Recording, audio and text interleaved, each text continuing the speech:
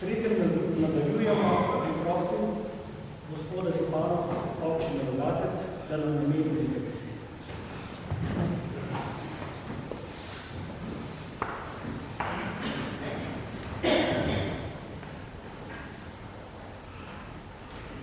Spoštovane brate in sestre, spoštovani poslušalci, prvo lep pozdrav v mojem imenu in seveda imenu cele naše občine Rogatec.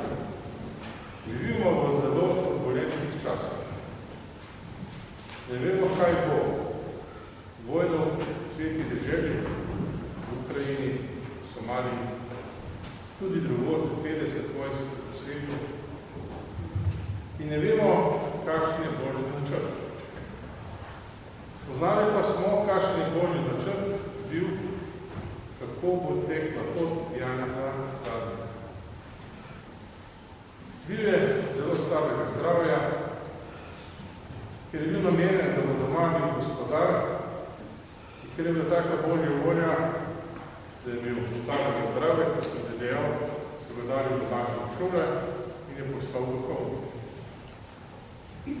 Služboval je v Beli krajini, v Zagrebu in v času največje gospodarske krize, v 30 letih prejšnjega stoletja, ga je gospod nadškof Rožman prosil in tudi poslal v Argentino, da pomaga tamkajšnjim Slovencem, ki so bili nekako izgubljeni in ne dobro duhovno oskrbljeni z duhovno hrano, da tako rečem. Tam je naletel tudi, čeprav med samimi rojaki, tudi do veliko nesoglasi, ampak kljub svoji močni notranji veri, kljub slabemu zdravju, ki je vse to nekako dal skozi, gradil je šole, domove, slovensko vas.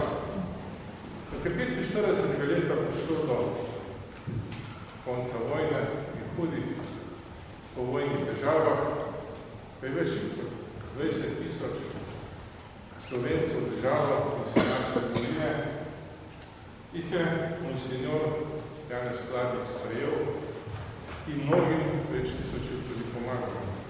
Čeprav takratna oblast v Argentini ni bila naklonjena temu, pa je kljub temu sprosil pri predsedniku Peronu, da nekako za 10 000 Slovencev se je našel prostor in tudi delo. Uspel je in ga lahko bi primerjali z Mojzesom, ki je peljal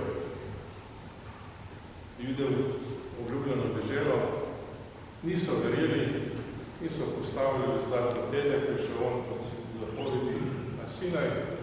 Tako je tudi Slovence v Argentini, pa tudi doma je nezaupanje. Naša vera je prešipka. Samo z močno vero in z molitvijo, ko smo ostali v domovih, bomo prišli do svoje lastne države.